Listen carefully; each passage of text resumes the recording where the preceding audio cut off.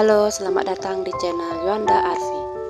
Di kisah kali ini, saya ingin bercerita tentang seorang gadis yang terpaksa harus mengorbankan perasaan cintanya hanya karena sang orang tua meminta pembuktian bakti si anak. Ada seorang gadis remaja berusia sekitar 17 tahun. Sebut saja namanya Wita. Ayah Wita bekerja di sebuah perusahaan kapal. Kehidupan mereka lumayanlah. Lalu suatu saat ayah si Wita berhenti bekerja. Tidak ada yang tahu apa alasan si ayah berhenti. Karena tidak bekerja lagi, sedikit banyak mempengaruhi keuangan keluarga mereka. Sekarang mereka hanya mengandalkan penghasilan dari kedai kelontong sang ibu. Hari demi hari mereka lalui dengan sulit. Lalu suatu ketika si ayah meminta semua anggota keluarganya untuk berkumpul di ruang tamu. Si ayah mengatakan bahwa ada teman di tempat kerjanya dulu berniat menikah lagi.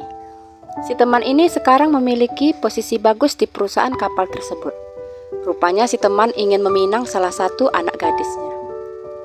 Si ayah menawarkan kakak si Wita untuk menerima lamaran tersebut. Si kakak langsung menolak dengan tegas.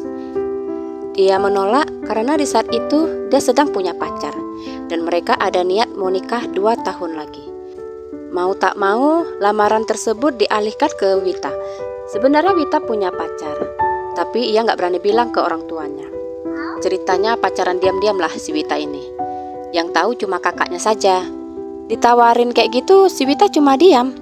Kakaknya, sebut saja namanya Winda, meminta adiknya menolak lamaran itu. Mendengar si Winda mempengaruhi adiknya untuk menolak, marahlah si ayah. Jangan kau kompor-komporin adik kau, biar dia jawab sendiri. Teman ayah kan udah tua. Masa ayah tega menikahkan kami dengan orang yang lebih layak menjadi ayah kami? Apa ayah nggak malu? Teman kok malah jadi mantu? Terus si ayah menjawab, kalian kan tahu ekonomi kita lagi sulit. Teman ayah tuh gajinya besar. Mana tahu si Wita jadi istrinya, ekonomi kita bisa membaik. Dia janji loh mau ngasih ayah modal buat usaha. Nek pitam lah si Winda. Oh, jadi ceritanya ayah mau jual kami, iya? Wush, Winda, jangan ngomong gitu. Si ibu berusaha menenangkan. Nggak bisa gitu lah, Mak. Masa Wita harus dikorbankan hanya untuk alasan ekonomi? Dia kan punya pacar. Biarkan dia senang-senang dengan masa mudanya. Kalau soal ekonomi, kita kan nggak tahu. Mana tahu ke depannya kita lebih baik. Si ayah langsung menyambar omongan si Winda. Nah, melalui teman ayah itulah masa depan kita lebih baik. Ya itu kan menurut ayah. Mana tahu, hari ini dia ngawinin Wita, besoknya bisa jadi dia kehilangan pekerjaan. Nganggurlah dia kayak ayah, bukannya dapat modal usaha, malah dapat beban hidup satu pengangguran lagi. Plak, dapat tamparan lah si Wita dari ayahnya. Si ibu dan Wita menangis dan berusaha menjauhkan satu dengan yang lain. Winda, kakak si Wita nih emang vokal orangnya.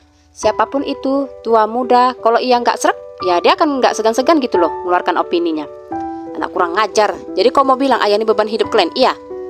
Udah, tolong berhenti. Udah Winda, jangan lawan ayahmu lagi. Si ibu memohon sambil menangis terseduh-seduh. Jangan mau dek, kau berhak menentukan sendiri masa depanmu. Winda lagi-lagi menghasut adiknya. Si ayah hampir menggamparnya lagi sebelum si ibu akhirnya sempat menahan tangan si ayah yang udah setengah jalan mau mendarat di pipinya. Sekarang kau jawab aja Wita, mau nggak? Buktikan kalau kau anak yang berbakti. Si ayah bertanya dengan nada menekan. Jangan jadikan kalimat berbakti untuk menekan Wita ya, sindir si Winda. Si ayahnya pun langsung marah. Kau diam aja, ayah lagi bicara sama adikmu. Wita pun hanya menjawab, Wita minta waktu ya. Si ayah menampakkan wajah kecewa.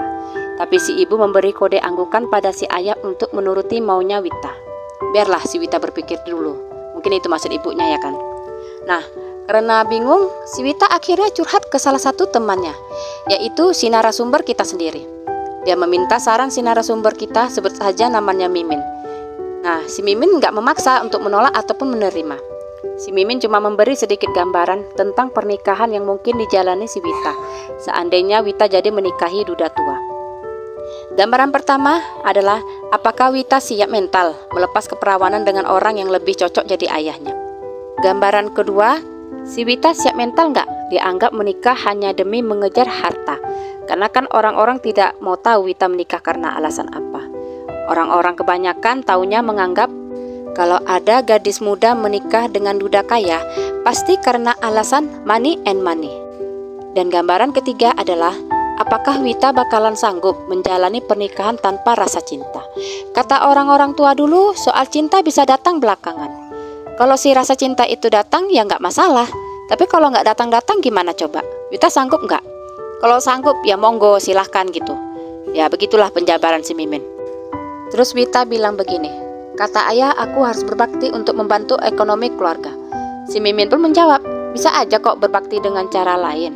Kalau kau merasa ekonomi keluargamu kurang baik, ya lebih baik kau bekerja selepas tamat sekolah nanti.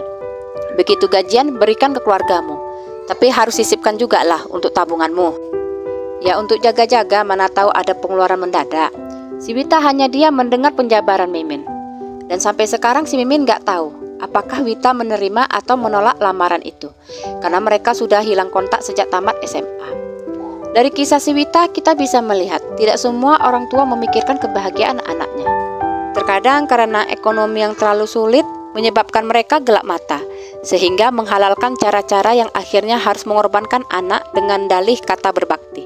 Beberapa oknum orang tua sering menggunakan kata tersebut untuk memanipulasi anak-anak mereka, supaya si anak mengikuti semua kemauan mereka.